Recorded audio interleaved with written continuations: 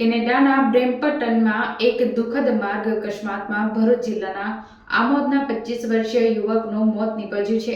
કાલિકા માતા મંદિર વિસ્તારમાં રહેવાસી ઋષભ કુમાર રોહિતભાઈ લંબચિયા છેલ્લા 3 વર્ષથી સ્ટુડન્ટ વિઝા ઉપર કેનેડામાં રહેતા હતા. કેનેડાના બ્રેમ્પટનમાં એક દુઃખદ માર્ગ અકસ્માત ભરૂચ જિલ્લાના આમોદમાં 25 વર્ષીય યુવકનું મોત નીપજ્યું છે. કાલિકા માતા મંદિર વિસ્તારમાં રહેવાસી ઋષભકુમાર રોહિતભાઈ લંબચિયા છેલ્લા 3 વર્ષથી સ્ટુડન્ટ વિઝા ઉપર કેનેડામાં રહેતા હતા.